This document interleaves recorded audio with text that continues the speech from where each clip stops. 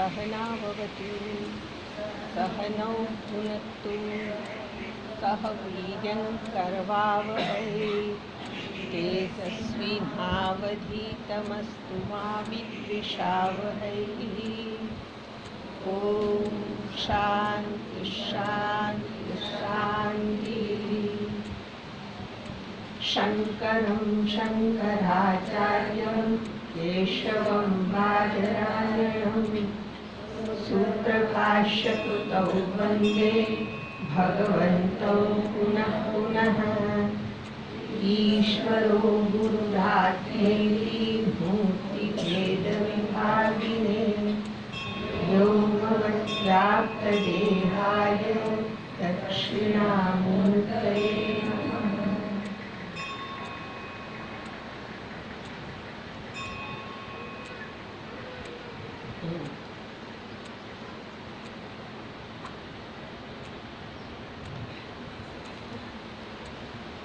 એ વખતે બધા બહુ ઉત્સાહ અને પ્રેમપૂર્વક શ્રવણ કર્યું, એટલે આજ વખતે ફરી પાછું ગ્રંથ અધૂરો હતો એટલે કન્વિન્સ થઈ ગઈ.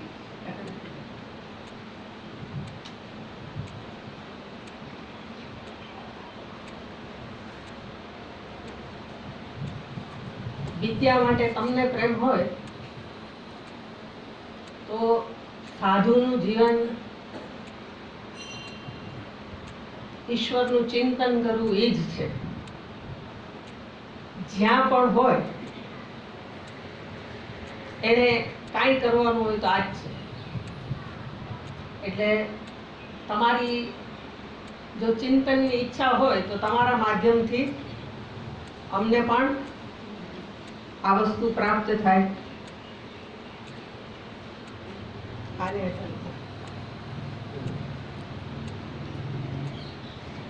તમે બધા ફૂલ જેવા જ છો.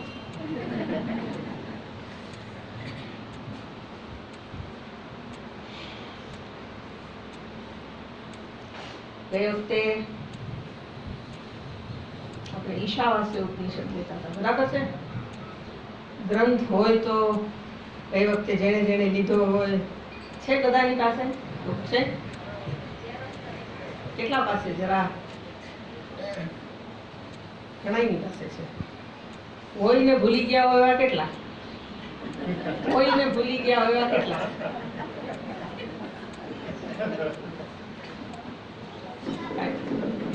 આજે ગોતી કાઢ્યો.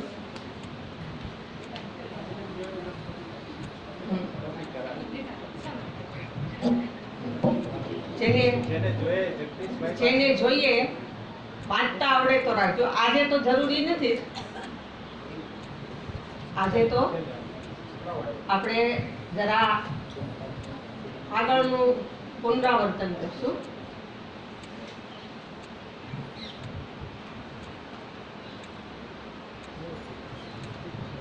પેલો મંત્ર છે ઓમ ઈશાવાસ્યમિદં સર્વં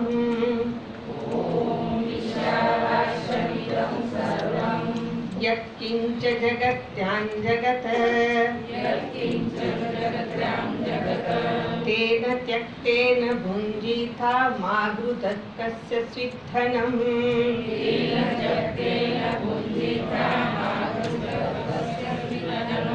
कुर्वन्नेवेह कर्माणि जिजीविषेत् सततं समाः. बीजो मंत्र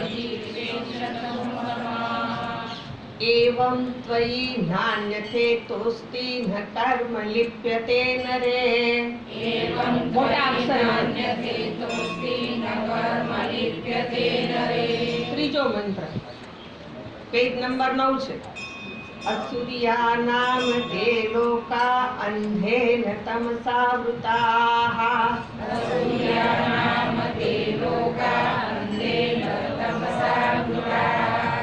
तापुस्ते प्रेत्याभिगच्छन्ति ये के चात्महनो जनाः.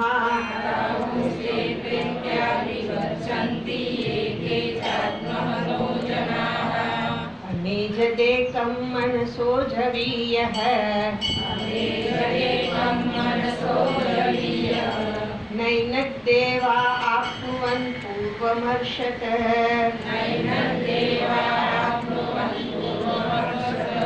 तद्धावतोऽन्यानत्येति तिष्ठत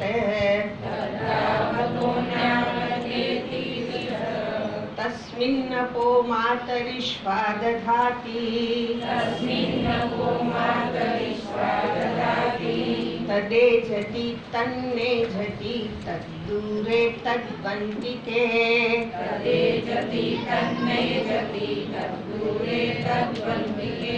तदन्तरस्य सर्वस्य तदु सर्वस्यास्य बाह्यतः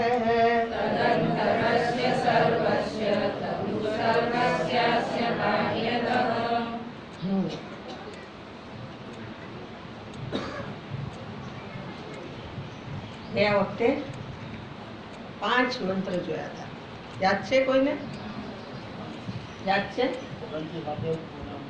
હે? 29-7-17 પૂરા હોતી. બરાબર.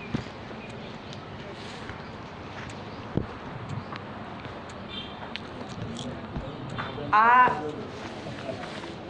મંત્રને પેલા મંત્રને આધીન ઉપનિષદનું નામ છે ઈશાવાસ્ય.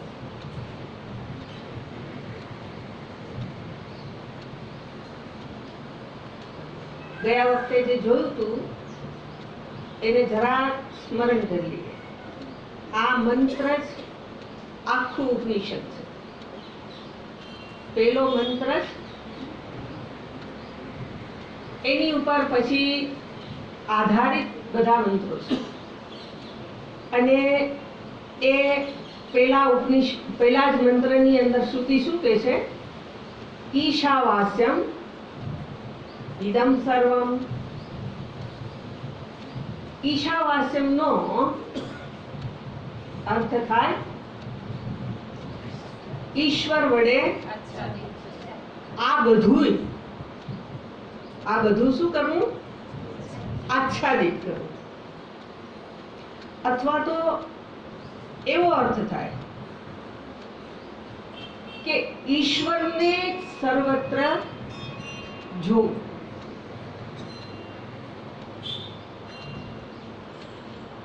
ક્યાં જોવો? તો શ્રુતિ એમાં આવું કે છે ઇદમ સર્વ. ઈશા વાસ્યમ ઇદમ સર્વ. સંસ્કૃતના શબ્દો આપણે ગુજરાતી ભાષામાં વાપરીએ છીએ, એટલે જો શબ્દને એક એક છોડીને જોઈએ તો એનો અર્થ સમજાય. ઈદમનો અર્થ થાય આ બધું. આ બધું એટલે શું? તો કે જેને હું સ્થૂળ કહું છું, સૂક્ષ્મ કહું છું, બધું જ. જેને હું જડ કહું છું, ચેતન કહું છું, બધું. આ એટલે એનો અર્થ એવો થાય કે જે મને દેખાય છે. આ કોને કહીએ આપણે? આ વસ્તુઓ મને દેખાય છે, આને હું આ કહું છું. આની અંદર બધું આવી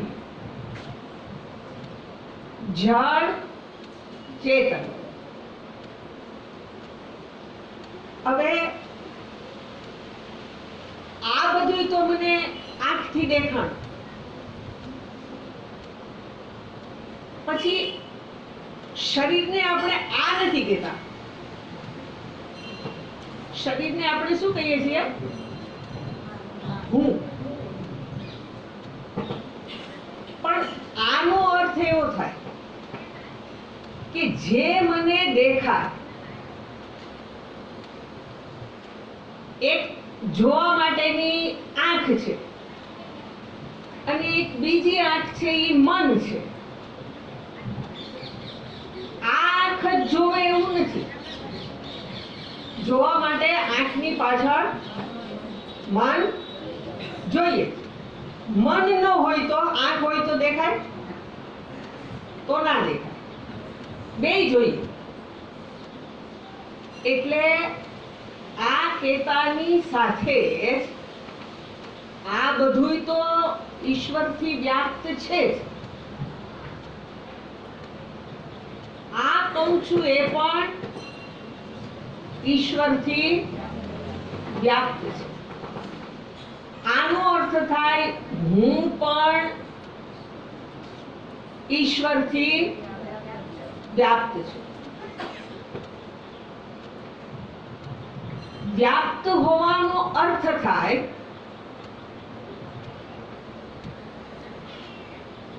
બધે જ એનું હોવું. પછી હમણાં દ્રષ્ટાંતથી આપણે પાછું યાદ કરી લઈએ. બધે જ એનું હોવું. આમાં બધે ઈશ્વરનું હોવું. એને શ્રુતિ અહીંયા કહે છે ઈશાવાસ્યમ ઇદમ સર્વમ. આ બધું જ ઈશ્વરથી વ્યાપ્ત છે. બરાબર. હવે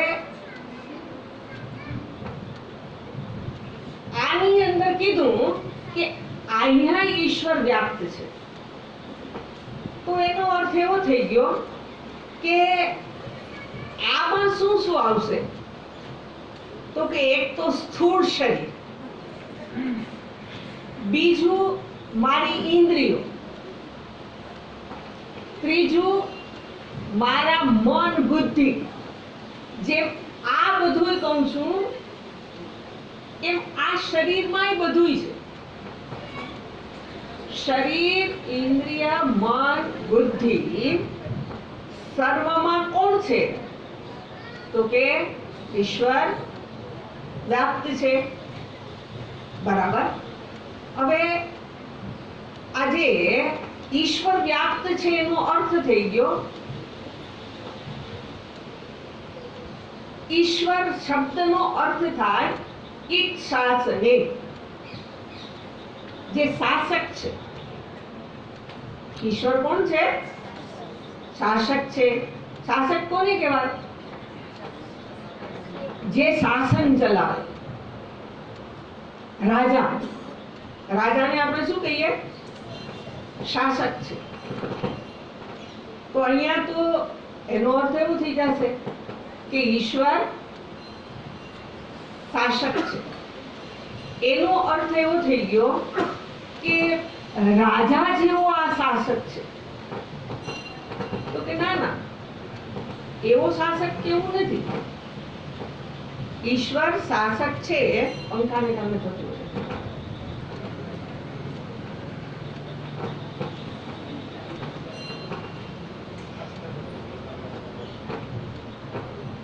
એટલે કઈ વાંધો નહીં, એને ધ્યાનમાં ન લેતા તો વાંધો નહીં.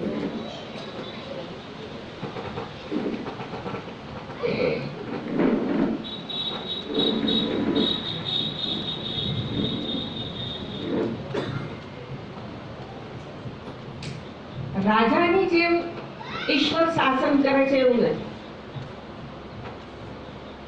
કારણ કે એવો શાસક કહીએ એનો અર્થ એવો થઈ જાય કે એક રાજા અને બીજી પ્રજા, એક ઈશ્વર અને બીજા બધા એનાથી શાસિત લોકો થઈ જાય. ઈશ શબ્દનો અર્થ એવો નથી. એ શાસક એવો છે કે સર્વત્ર છે. રાજા સર્વત્ર નથી. પ્રજા છે એનાથી જુદો છે. આ ઈશ્વર એવો છે, એવો શાસક છે કે એને જે જે બનાવ્યું એ સર્વમાં એ વસેલું છે. એટલે એ શાસન ચલાવે છે પણ પ્રયત્ન વિના. રાજાએ શાસન ચલાવવા માટે બહુ પ્રયત્ન કરવો પડે. ઈશ્વરે શાસન ચલાવવા માટે આવું કાંઈ નથી કરવું. કાંઈ કર્યા વિના આને ચલાવે, આખા જગતને ચલાવે. આખા જગતની અંદર 5 મહાભૂતો કહીએ તો એ પણ આવી જાય. બધું જે છે એનું શાસન કરનાર ઈશ્વર છે. હવે એ શાસક બની કેવી રીતે ગયો છે તો કે દરેકના પ્રત્યેક આત્મ રૂપે. પ્રત્યેક આત્માનો અર્થ થાય એના અંતરતમ રૂપે. અંતરતમ એટલે એની પછી કાંઈ ન હોય. આત્મા શબ્દનો અર્થ થાય સ્વયં હું. પણ હું એટલે આપણે આપણા મન બુદ્ધિને હું કહીએ છીએ. એ મન અને બુદ્ધિ તો દ્રશ્ય છે. ગયા વખતે વિવેક કર્યો છે આપણે. વધારે વાર્તા એની નહીં કરું, પણ છતાં હું તમને એની હાઈલાઈટ આપું છું. મન બુદ્ધિ કરતા આત્મા નજીક છે એવું એટલે કહેવાય કે આજે મારા મનનું ઠેકાણું નથી એની ખબર પડે છે. તમને ખબર પડે મારું મન આજે બરાબર છે, સુખી છે, દુખી છે, એની ખબર પડે તમને? તમારા મનની તમને ખબર પડે કે નહીં? મારા મનની નથી કહેતી, મારા મનની મને ખબર પડે. પણ મારા મનની એટલે તમારા મન. હું વાત કરું છું તમારી સાથે, પણ હું તમે બની જઈને વાત કરું છું. બરાબર સમજજો. હું તમારી જગ્યામાં બેસીને વાત કરું છું. હું મને જ કહું છું. હું મને જ કહું છું એટલે તમારાથી અભિન્ન બનીને વાત કરું છું. બરાબર? એટલે મારા મનની મને ખબર પડે છે એનો અર્થ તમારા મનની તમને ખબર પડે છે. હું કહું એ તમને સમજાય છે કે નથી સમજાતું એ તમને ખબર પડે? હું કહું છું એ સમજાય છે એમ હું પૂછું તો તમે શું કહો? સમજાય છે. ન સમજાય તો શું કહો? આ નથી ખબર પડતી. તો એનો અર્થ એ સમજાવવું ન સમજાવવું એ કોનું કામ છે? બુદ્ધિનું. એટલે એનો અર્થ એવો થઈ ગયો કે બુદ્ધિને પણ આપણે જાણીએ છીએ. કોને જાણીએ છીએ? આપણા મનને, આપણી બુદ્ધિ. એટલે એનો અર્થ એવો થઈ ગયો કે હું જેને જાણું છું એનાથી હું એક છું કે જુદો? આને હું જાણું છું તો આ હું છું કે આનાથી જુદો છું?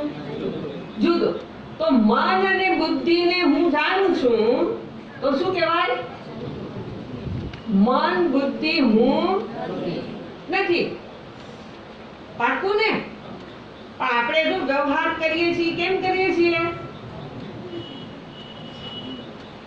મન બુદ્ધિ હું છું એની અહીં ના પાડી. એ ઈદમ છે, આ ઈદમ છે એવું મન અને બુદ્ધિ પણ ઈદમ છે, હું નથી. બરાબર? પણ આત્મા કેતાની સાથે એ હું છું એ આવો નથી. એને આપણે જાણી શકીએ. તેનાથી જાણ્યું આપણે આપણા શરીરને, આપણી ઇન્દ્રિયોને, મન બુદ્ધિને. તો કે આ બુદ્ધિ મનની સહાયથી આપણે એને જાણી શક્યા એટલે એને ઈદમ કહેવાય. ખબર પડી? એનું નામ ઈદમ છે. આત્મા પ્રત્યક્ષમ છે એનો અર્થ થાય કે આવી રીતે જાણી શકાય એવું નથી. આત્મા સર્વત્ર વ્યાપ્ત છે. બરાબર? હવે કે આત્મા રૂપે ઈશ્વર સર્વમાં વ્યાપ્ત છે. ઈશાવાસનનો અર્થ શું થઈ જશે? ઈશ્વર આત્મ રૂપે ક્યાં વ્યાપ્ત છે? મારી અંદર. પેલા મારે ક્યાં શોધવાનો? મારી જ અંદર શોધવાનો.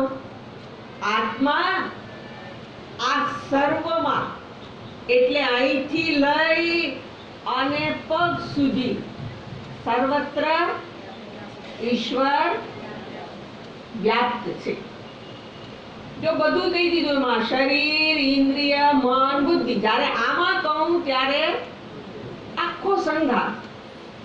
એમ આ કહીએ જગત, તો પાંચે મહાભૂતોમાંથી જે બનેલું છે કે આખા જગતમાં ઈશ્વર વ્યાપ્ત છે, એટલે એના આત્મ રૂપે ઈશ્વર જ રહેલો છે. કોના આત્મા રૂપે? સર્વના. કેવી રીતે? હું જરા તમને યાદી બધી જ કરાવીશ. એ યાદી કરાવવામાં 2 દિવસ ગયા.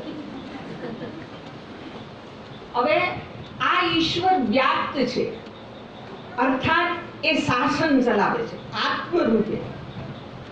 જેવી રીતે આપણે એક દ્રષ્ટાંત લઈએ કે દેવદત્ત નામનો કોઈ વ્યક્તિ છે, અરીસાની સામે ઊભો. આપણે દેવદત્ત બનવાનું. દેવદત્ત અરીસાની સામે ઊભો છે. દેવદત્તને કહેવાય બિંબ, અને અરીસામાં દેખાય છે એને કહેવાય પ્રતિબિંબ. એક અરીસો હોય તો એક પ્રતિબિંબ હોય.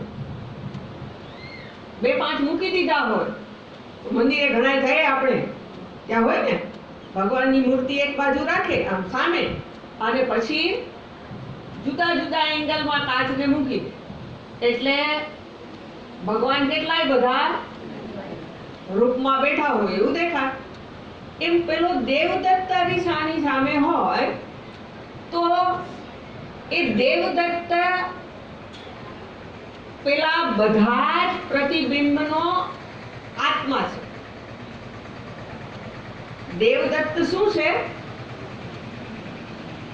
જેટલા પ્રતિબિંબ છે એનો આત્મા છે. હવે એ આત્મા છે એટલે કેવી રીતે કહેશું? તો કે દેવદત્ત એના માથા ઉપર હાથ મૂકે તો પેલું પ્રતિબિંબ શું કરશે?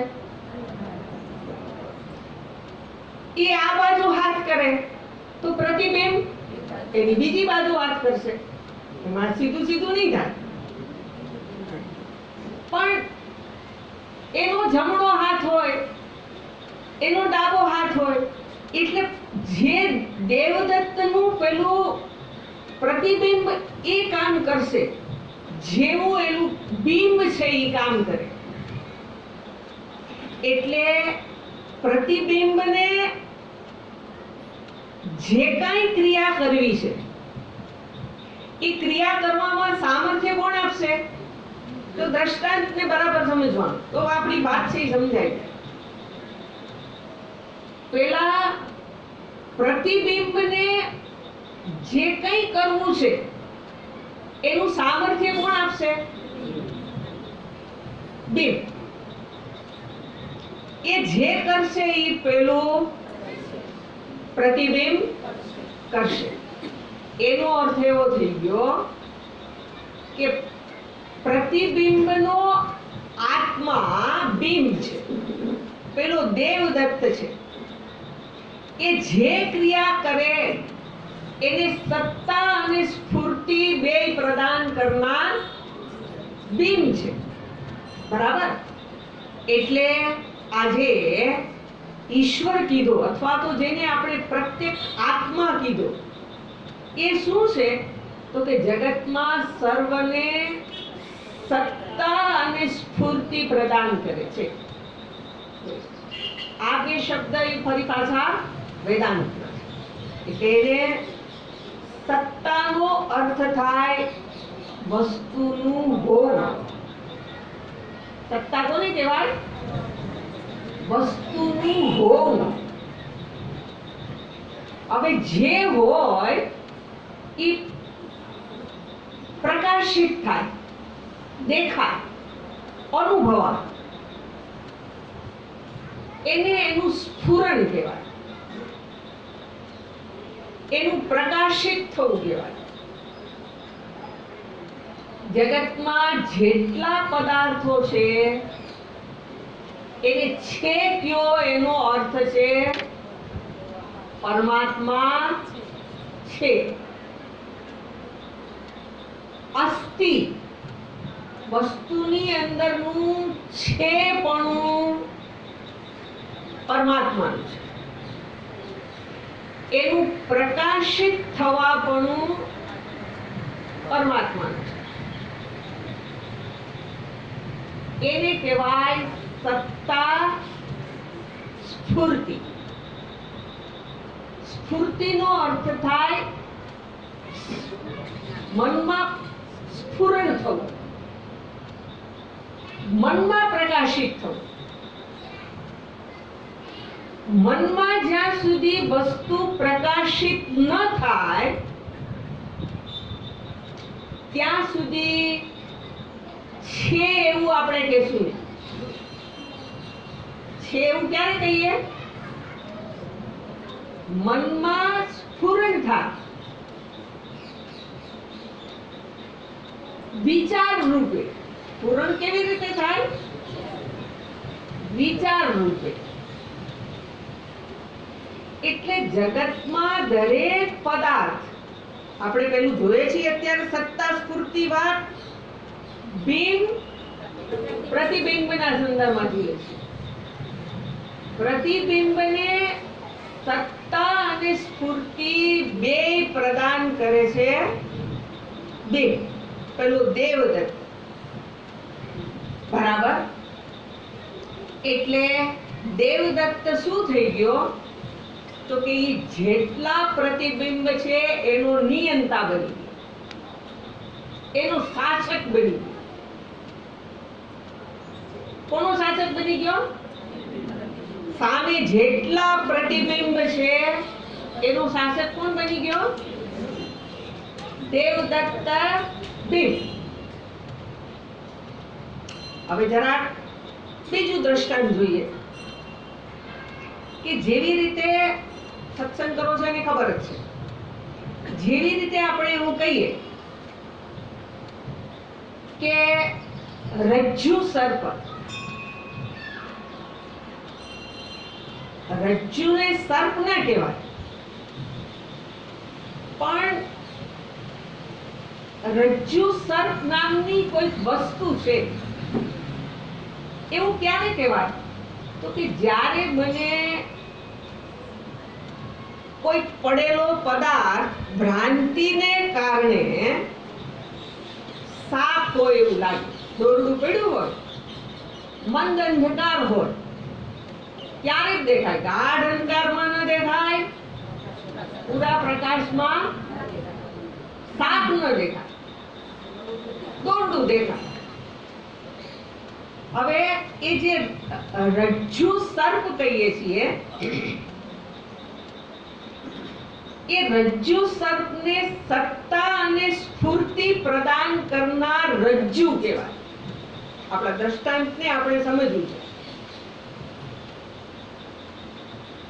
રજ્જુ સર્પને સત્તા એટલે એનું હોવાપણું અને એનું પ્રકાશિત થવાપણું અર્પણ કોણ કરશે? પેલું રજ્જુ. એટલે હવે આપણે એવું લઈએ કે રજ્જુ છે એ ઈશ્વર સ્થાનીય છે. ઈશ્વર વડે જગતને વ્યાપ્ત કરો એમ શ્રુતિ કે છે. એનો અર્થ એવો થઈ જાય,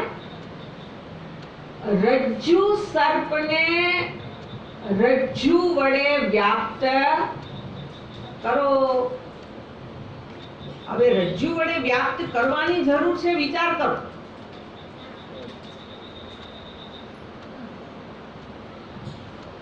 નથી સમજાતું હું બોલું છું ઈ? નથી સમજાતું? બરાબર નથી સમજાતું. રજ્જુ સર્પ કીધો, હે? દોરી, હા લ્યો, દોરડી. દોરડી જ ખાલી કહું તો પછી દોરડી સાપ કહું એમ કહું? એટલે રજ્જુ. હવે રજ્જુ છે ઈ ઈશ્વર છે. કેને માટે ઈશ્વર છે? તો કે પેલા રજ્જુના જગ્યાએ મને સાપ દેખાણો છે. હવે મને સાપ દેખાણો, પણ બધાયને સાપ જ દેખાય એવું નથી. કોકને અહીંયા તિરાડ પડેલી દેખાય, કોકને અહીંયા પાણીનો રેલોય લાગે કે આ પાણીનો રેલો છે. કોકને વળી લાકડીની આવશ્યકતા હોય તો એને શું દેખાશે? અહીંયા લાકડી પડી છે. એટલે બધાયને પોતાના જે સંસ્કાર છે એને આધારે પેલી દોરડી દેખાય. એની દેખાય એટલે ભ્રાંતિ છે. દોરી તો દોરી જ છે, પણ એવું લાગે. હવે આપણી વાત એવી છે કે ઈશ્વર જ સર્વત્ર છે, પણ એ ઈશ્વર સૌને પોતાના સંસ્કારને આધારે કેવો દેખાશે? કોકને સાપે લાગશે એટલે ભાગશે, કોકને લાકડી દેખાશે તો કે લાય હાલવાને ટેકો કરશે. આપણે જે કરીએ છીએ ઈ જ છે આ. કોકને વળી એવું લાગશે કે આ ઓલું માં બધું ભેગું કર્યું છે ને એ બાંધવામાં કામ લાગશે. કોકને વળી કઈક સંસ્કાર હોય તો ભૂચિત્ર કે પાણી દેખાય. પણ હવે જે કેવું છે એ આ છે કે રજ્જુ છે એ આ બધાયનો ઈશ્વર છે. ક્યાં બધાયનો? ભ્રાંતિથી જે દેખાણું એ ઈશ્વર. આ બધાયનો ઈશ્વર પેલો રજ્જુ છે. એમ અહીંયા કેવું છે કે જો રજ્જુ ન હોય તો ભૂછિદ્ર નહીં દેખાય, લાકડી નહીં દેખાય, કે પછી પેલો પાણીનો રેલો કે સાપ કાંઈ નહીં દેખાય. રજ્જુ છે તો જ આ બધુંય દેખાય છે. રજ્જુ વિના ન દેખાય. એટલે એનો અર્થ એવો થઈ ગયો કે જગતના દરેક પદાર્થને અસ્તિત્વ અને સ્ફુરણ બે પ્રદાન કરનાર ઈશ્વર છે. જેવી રીતે પેલા રજ્જુ સાપને અસ્તિત્વ અને સ્ફુરણ રજ્જુ કરે છે એવી રીતે. એટલે શ્રુતિ અહીંયા એવું કહે છે કે આખા જગતને તમે રજ્જુ રૂપે જુઓ, ઈશ્વર રૂપે જુઓ. અથવા તો પેલું જે દેવદત્તનું આપણે દ્રષ્ટાંત જોયું કે બધા જ પ્રતિબિંબોને તમે દેવદત્ત રૂપે જુઓ, તો તમે શું કરી દીધું? આખા આખા જગતને ઈશ્વર રૂપે જુઓ તો તમે શું કર્યું? ઈશ્વર વડે જગતને આચ્છાદિત કર્યું. ઈશ્વર વડે એટલે ચૈતન્ય વડે. ઈશ્વર કેવો છે? ચેતન છે, જડ નથી. પણ જડ રૂપે કહીએ તો ઈ જ છે, ચેતન રૂપે એ જ છે, કારણ કે એ જ બધું છે. હમણાં જ કીધું જડ ચેતન રૂપે ઈશ્વર જ છે. જરાક અઘરું લાગે છે, કારણ કે આપણને ઈશ્વર તો ઓલા મંદિરમાં બેહાડી દેવાય, ત્યાંથી બહાર એને અવાય નહીં. હું શું કરું છું ઈ જોઈ લે નહીં, એટલે આપણે એને બહાર આવવા દેવો નથી. બહાર આવે તો હું શું કરું છું એની એને ખબર પડી જાય. એટલે ઈ ક્યાં રહો? ઘરના ગોખલામાં. ઘરના ગોખલામાં ન હોય તો મંદિરમાં, ત્યાં બેસવાનું હોય. તારે અહીંથી બહાર આવવાનું નહીં. પણ હવે ઈ તો એને નામ એને ઈશ્વર મળ્યું, એનાથી જ આ બધું તમે માનો ગમે એને તમે અહીંયા બેસાડો તો ભલે. ઓલો તો કે હું તારી ભેગો ને ભેગો જ રહીશ, તું જ્યાં જાય જે કરીશ ત્યાં હું તો હાજર ને હાજર. તારે મને નહીં જોવા દેવું હોય તોય હું જોઈશ, અને તારા ભાગમાં જે આવતું હશે એ તને પહોંચાડીશ. એ ખરો, બરાબર ને? પહોંચાડનારી હું જ, બીજો કોઈ નહીં. એટલે ઈશ્વર છે એ સર્વ રૂપે વ્યાપ્ત છે, બરાબર? હવે આ ઈશ્વર જડ ચેતન સર્વ રૂપે વ્યાપ્ત થયો, એક અર્થ થયો. બીજું ઈશાવાસ્યમ શબ્દ છે એને એક સામાસિક શબ્દ રૂપે જોઈએ. એ જરા ભણેલા હોય ને ખબર પડે, પણ ભેગો શબ્દ જોઈએ. ઈશાવાસ્યમ તો એ શબ્દનો એવો અર્થ થશે કે ઈશસ્ય આવાસ્ય, અર્થાત ઈશ્વરને પ્રવિષ્ટ કરાવો. આપણને દેખાતો નથી તો શું કરો? તો કે ઈશ્વરને જગતમાં પ્રવેશ કરાવો, બરાબર? હવે શ્રુતિ એક એવું છે, આ ઈશ્વરને પ્રવેશ કરાવો એવું જે કીધું, ક્યાં પ્રવેશ કરાવો? તો કે જડ ચેતન સર્વમાં. એ ઉપનિષદ છે તૈત્રીય. એ તૈત્રીય ઉપનિષદનો મંત્ર એવો છે, તત્ સૃષ્ટ્વા તદેવાનુપ્રાવિશત. તત્ સૃષ્ટ્વા એનું સર્જન કરીને, તત્ એવ અનુપ્રાવિશત સર્જન કરી, સર્જનની પાછળ પ્રવેશી ગયો. એટલે સર્જનનો અર્થ આ પછી આપણે એવું કરવા માંડશું કે જેવી રીતે આપણે મકાન બનાવ્યું, બનાવીને પછી શું કર્યું? અંદર પ્રવેશી ગયા. એટલે ઈશ્વર આ જગતને બનાવી અને પછી અંદર પ્રવેશી ગયો. તો કે એવી રીતે પ્રવેશી ગયો એવું ના કહેવાય. તો તમે શું કહેશો? તો કે એનો પ્રવેશ એટલે આ ઘડો છે એવું તમે કલ્પના કરો. આ એક ઘડો છે. ઘડો એટલે આકાર જ એક માટીનો કે કોઈ પણ પાત્ર, ધાતુ હોય એનું બનેલું પાત્ર. હવે આ હું એમ કહું કે આ ઘડો છે, ઘડામાં આકાશનો પ્રવેશ કરાવો.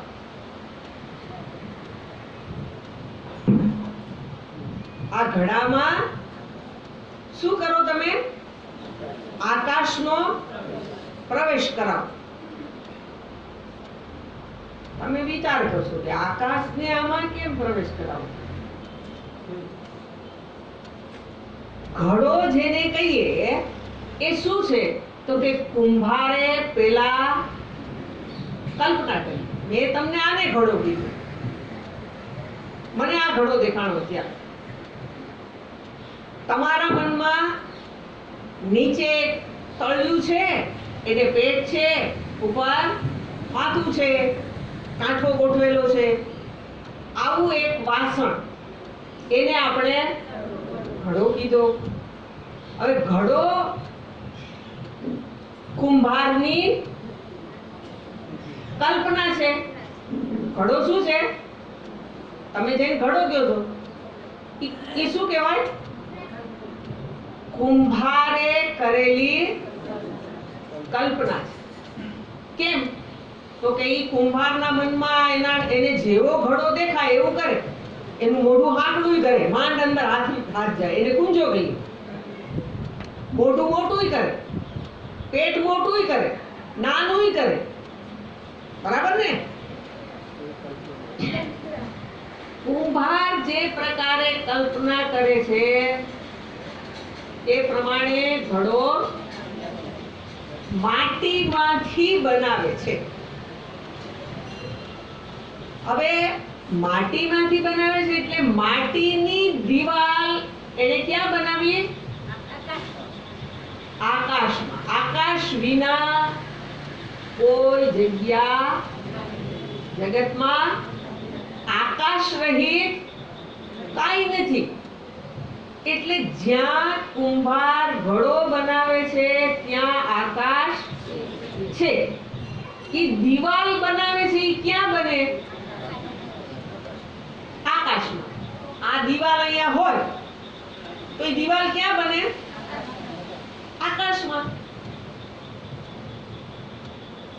આકાશમાં દીવાલ હતી નહીં, બની. પછી 5-50 વર્ષ જાય પછી પાછું શું થઈ જાય? દીવાલ છે ને એ પડી ગઈ, એટલે અહીંયા પાછું આકાશ થઈ ગયું. થઈ ગયું કે હતું? એટલે એનો અર્થ એવો થયો કે આકાશમાં જ દીવાલ બનાવી. આકાશ વિના દીવાલ ઊભી રહી શકે નહીં. આકાશ ન હોય તો દીવાલ ઊભે નહીં. અને ફરી પાછી પડી જાય ત્યારે આકાશમાં જ છે. એટલે ઘડાનો આકાશમાં પ્રવેશ ન કરાવે. આકાશમાં ઘડાની કલ્પના કરી છે.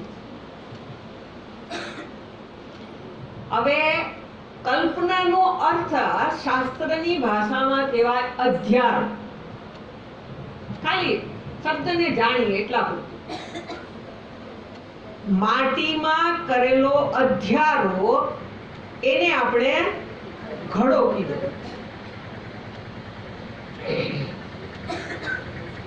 હવે આજે ઈશ્વરથી વ્યાપ્ત કરવાની જે વાત કરીએ છીએ, ઈશ્વરને પ્રવેશ કરાવવાની વાત, એ આના જેવી છે. ઈશ્વર ક્યાં નથી? તો કે સર્વત્ર છે. આકાશ સર્વત્ર છે. બરાબર ને? અમારે જૂનાગઢમાં આકાશ હતું, તમારે છે? નવામાંય આકાશ તો છે. આપણે જ્યાં જઈએ ત્યાં આકાશ હોય જ. જ્યાં જઈએ ત્યાં આકાશ હાજર છે. એ આકાશ સર્વને રહેવા માટે સ્થાન પ્રદાન કરે છે. એમાં જ બધાનું રહેવું સંભવિત છે. આકાશ ન હોય તો આપણે રહી શકીએ. એવી રીતે ઈશ્વર છે એ જ આકાશને પોતાની અંદર સમાવીને બેઠો છે. કારણ કે વ્યાપ્ત છે. કીધું ક્યાં વ્યાપ્ત છે ઈશ્વર? પાંચેય મહાભૂતોમાં. તો આકાશે પણ એક મહાભૂત છે. એટલે ઈશ્વર ત્યાં પણ વ્યાપ્ત છે. એનો અર્થ એવો થઈ ગયો કે જેવી રીતે પેલો ઘડો છે ત્યાં આકાશ છે, એની અંદર આકાશ છે, બારે આકાશ છે. હવે ઘડો બનાવીને એની અંદર આકાશને પ્રવેશ કરાવ્યું એમ કહેવાય નહીં. એમ આમાં ઈશ્વરને પ્રવેશ કરાવવો એવું કહેવાય? સમજાઈ ગયું? ઈશ્વર પેલાથી જ છે, હાજર જ છે. ઈ છે એટલે તમારી ઘડા રૂપે કલ્પના કરાયેલી છે. આ શું છે? એક ઘડો. આ ઘડો એવો છે કે હરે છે, ફરે છે, મેળ મેળ. ઓલા ઘડાને આપણે ફેરવવું પડે કારણ કે આપણે બનાવ્યું. અને આ ઘડાને ઈશ્વરે બનાવ્યો, પણ ઈ ઘડામાં ઈશ્વર વ્યાપ્ત છે. આ એક જ ઘડામાં ઈશ્વર વ્યાપ્ત છે. આકાશ બધાય ઘડામાં છે, કેવાય? આકાશ બધાય ઘડામાં છે. એવી રીતે ઈશ્વર પણ જેનું સર્જન કરાયેલું છે એમાં એ પ્રવિષ્ટ જ છે. એને પ્રવેશ કરાવવા પણ નથી, પ્રવેશેલો છે. બરાબર? એટલે એનો અર્થ એવો થઈ ગયો કે આ જે આખું જગત છે એને આપણે આ સમજણથી શું કરી લીધું? અત્યાર સુધી ખબર નથી કે જગતમાં ઈશ્વર વ્યાપ્ત છે. સાંભળેલું છે આપણે, એવું થોડીક સમજણ મેળવી હોય તો એવું સાંભળેલું છે કે ભગવાન તો કણે કણમાં છે. એટલે હવે આપણે કણનો આપણી હું કલ્પના છે એ તો ઓલાને ખબર. કણે કણમાં ભગવાન છે. એટલે ક્યાં કણમાં છે? તો કે ઓલો ખાવાનો કણ કેવો તમારે, આપણે એને કણ કહીએ છીએ. તો કે માટીના કણે કણ. માટીનો કણ કહેશું એટલે તમે કોને કહેશો? દેખાય એને જ કણ કયો. તો પેલા સૂર્યનો પ્રકાશ ચાંદરનું પડે એમાં આમ જરા જોઈએ તો એમાં શું દેખાય? કેટલાય બધા દેખાય, દેખાય ને? ઈ કણે કણમાં તમારી આંખથી ન દેખાય તો પણ સર્વમાં ઈશ્વર વ્યાપ્ત છે. શું કેવું છે? આ બધામાં ઈશ્વર વ્યાપ્ત છે. બરાબર? હવે આપણને એમ થાય કે આ તો હાલું અઘરું છે. ઈશ્વર બધાયમાં વ્યાપ્ત છે એવી વાત આપણને જરા અઘરી લાગે છે. કેમ એવું લાગે છે? તો કે આપણે તો જગતમાં એવું જોઈએ છીએ કે બધી જગ્યાએ ઈશ્વર હોય તો દુઃખ ન હોય, ઈશ્વર હોય તો શોક ન હોય, ઈશ્વર હોય તો સંઘર્ષ ન હોય. આપણે કેવું થાય છે? તો કે આ શોક, દુઃખ, સંઘર્ષ, હરીફાઈ જગતમાં બધે આ જોઈએ છીએ. એટલે આપણને એવું લાગે છે કે આ ઈશ્વર આટલામાં નથી, એટલામાં નથી. એ પાછું મારું બદલી જાય. મને એમ લાગે કે અહીંયા સંઘર્ષ છે, અહીંયા દુઃખ છે, અહીંયા શોક છે, એટલે એટલામાં ઈશ્વર નથી. પાછો બીજો આવે તો એને શોક, સંઘર્ષ, દુઃખ બધેય નથી, થોડાકમાં છે. ત્રીજાને વળી બીજા થોડાકમાં છે. ગતિ બદલે એટલે શું થઈ જાય? બધાયના શોકના દુઃખના સ્થાન બદલી જાય છે.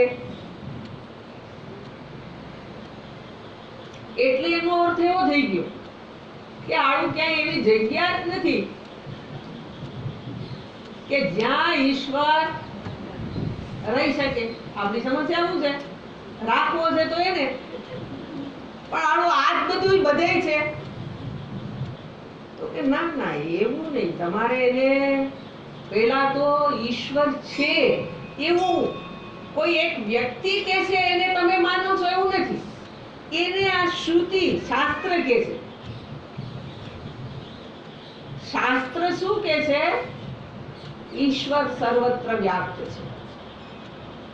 શાસ્ત્રનો અર્થ છે ઈશ્વર વડે કહેવાયેલી વાણી. ઈશ્વરે જે આ સર્જન કર્યું અને એણે જે કીધું એ શ્રુતિ બની ગઈ.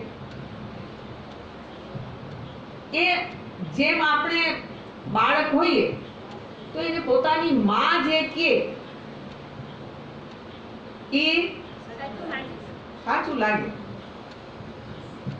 બાળકને એની માં કે એ સાચું જ લાગે. આપણે બાળક રૂપે હતા તે દિવસે આપણને હવે ભલ ન લાગે, પણ બાળક રૂપે જ્યારે હોઈએ ત્યારે માં જે કે એ સત્ય લાગે. એટલે એનો અર્થ એવો થઈ ગયો કે આપણે બાળક મટી ગયા. આ શ્રુતિ માં છે, એને તમે માનો કે ન માનો, આ તમારે માનશો તો તમને દેખાઈ જશે. શું દેખાઈ જશે? ઈશ્વર સર્વત્ર છે. પણ એને તમારે માનવું પડે. કન્ડિશન છે. શ્રુતિ પ્રમાણ છે. માનવું કેમ પડશે? તો તે શ્રુતિ પ્રમાણ છે. શેની માટે પ્રમાણ છે? હુંને માટે, આત્માના જ્ઞાન માટે પ્રમાણ શ્રુતિ છે. આપણે એને સાંભળવાની શું કરવાને છે? એના માટે નહીં. શાસ્ત્ર સાંભળવાની જરૂર શું છે? આપણે મારે હું કોણ છું એ જાણવા માટે પ્રમાણ શાસ્ત્ર છે. શાસ્ત્ર મને મારી ઓળખાણ કરાવે. શાસ્ત્ર શું કરે છે? મને કોકની વાત નથી કરતા. રામની, શ્રી કૃષ્ણની, શિવની, અંબાની, જેની તેની તમે કયો કોઈ દેવતા, એની વાત નથી કરતા. શાસ્ત્ર વાત કરે છે હુંની, અર્થાત આત્મા. શાસ્ત્ર કોની વાત કરે છે? હું કોણ છું એ જો મને જાણવામાં રસ પડે તો શાસ્ત્ર એની ઓળખાણ કરાવે છે. પણ એ તમારી રીતે એ તમને તમારા અનુભવથી જુદી વાત ન કરે. તમને એ પ્રતીત થાય જ. એટલે આ શ્રુતિ અહીંયા એવું કહે છે કે જે કાંઈ છે એ બધું ઈશ્વર છે. એ મારે પેલા એ કે છે એને માનવું પડે.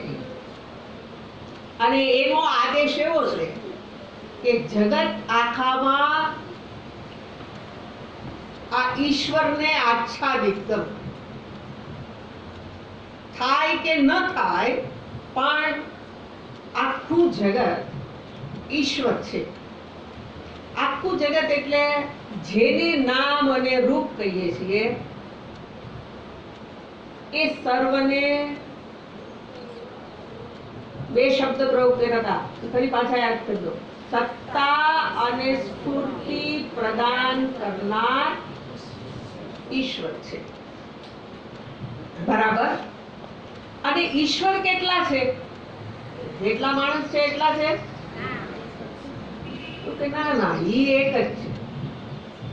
જેટલા માણસ છે એટલા ઈશ્વર નથી, ઈશ્વર એક જ છે. તો એ એકને નામ શું આપવું? તો એને માટે શાસ્ત્રએ સચ્ચિદાનંદ દીધી. એનું નામ શું? જે આપણે બધાનું નામ છે ને, એ આખા જગતમાં વ્યાપ્ત જે ઈશ્વર છે એને એક નામ આપ્યું. એનું નામ છે સચ્ચિદાનંદ. સચ્ચિદાનંદ એટલે પછી પાછા પણ જે સત સ્વરૂપ છે એટલે કે છે, ચિત સ્વરૂપ છે એટલે પ્રકાશિત થાય છે, અને આનંદ સ્વરૂપ છે એટલે જે આનંદને સર્વત્ર પ્રકાશિત કરનાર છે. આ પરમાત્મા જગતમાં સર્વત્ર વ્યાપ્ત છે. બરાબર. હવે એ સચ્ચિદાનંદ વ્યાપ્ત છે.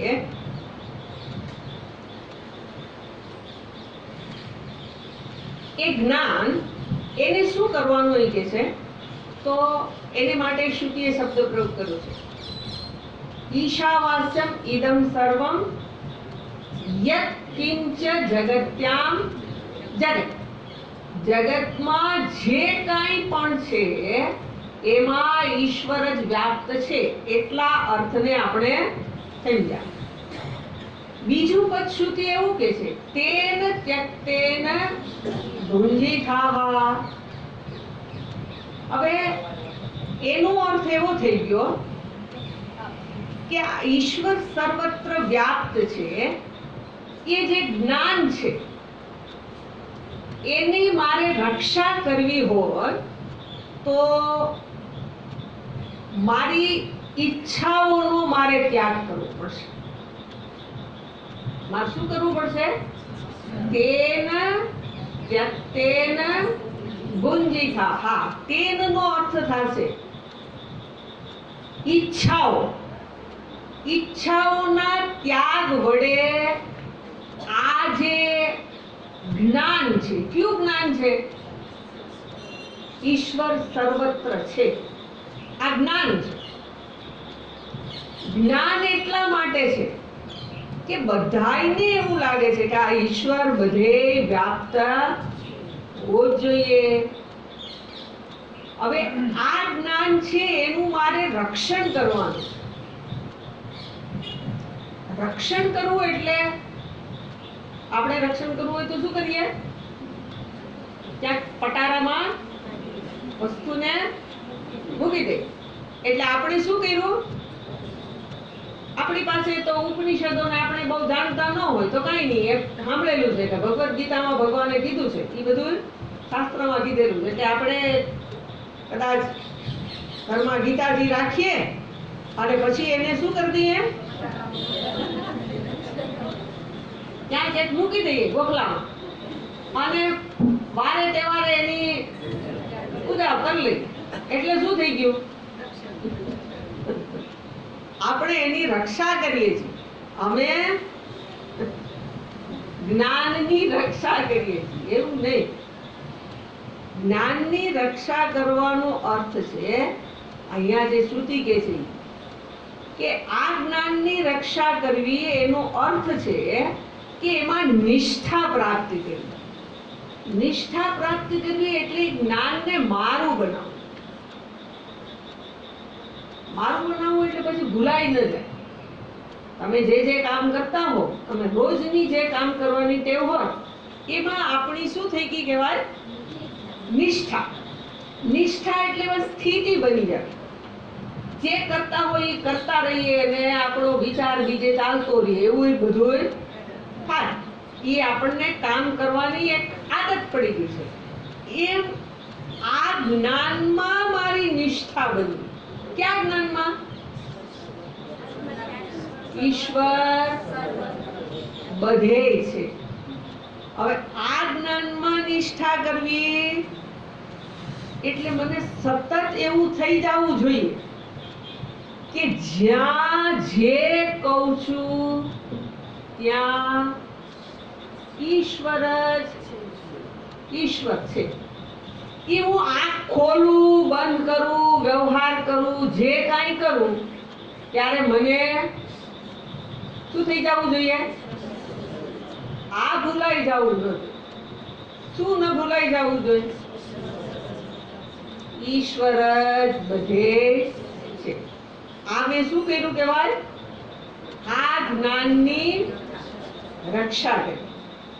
હવે તો આપણે અહીંથી ઊભા થાશું ત્યાં જ બધું અહીંયા બે વખતે આપણે તો આ બધું જોયું હતું, પણ એને આ રક્ષા કરી આ ગ્રંથે. અને પછી પાછું હવે તો થોડાક ને તો ઈ ક્યાં છે ઈ ખબર નથી ને. એટલે આજે એની રક્ષા કરવા માટે શું કરવાનું કીધું? તો શ્રુતિ અહીંયા જે કેવું છે, ઈચ્છાઓ છે. ટાઈમ શું છે? હવે ધ્યાન દો. ઈચ્છા છે, મનમાં જે જે ઈચ્છાઓ ઊભી થાય ને એ આ જ્ઞાનમાં વિરોધી છે. ક્યાં જ્ઞાનમાં? બધે ઈશ્વર છે ઈ જ્ઞાનમાં એવું જોવામાં આ વિરોધી છે. મારા મનમાં ઈચ્છાઓ ઊભી થાય છે. મનમાં જે ઈચ્છાઓ ઊભી થાય છે એ ઈશ્વર દર્શનમાં બાધારૂપ છે. બાધા કરે છે એટલે વિઘ્ન કરે છે. મારે જોવું છે તો બધે એને જ, પણ જ્યાં હું પ્રવૃત્ત થાઉં ત્યાં મને સામે જે ઊભું થાય એમાં વાંધો છે. હમણાં જ કીધું હતું ને, એ બાધા કરે છે. એટલે હવે અત્યારે તો હવે નહીં આગળ જવાય, એટલે હવે આ વાતને એટલી કંઈ રોકી દો. પણ આ વાતને બાધા, આ જ્ઞાનમાં બાધા કરનાર મારા જ મનની ઈચ્છાઓ છે. એ ઈચ્છાઓને હું જો જરાક સમજી લઉં કે ઈચ્છાઓ કેમ બાધા કરે છે, તો આપણે એને જરાક કેમ એને કરવી એને આપણે જોઈ શકીએ. એ વાતને આપણે સવારે ઓમ પૂર્ણમદ પૂર્ણમિદં પૂર્ણાત પૂર્ણમુદચ્યતે પૂર્ણસ્ય પૂર્ણમાદાય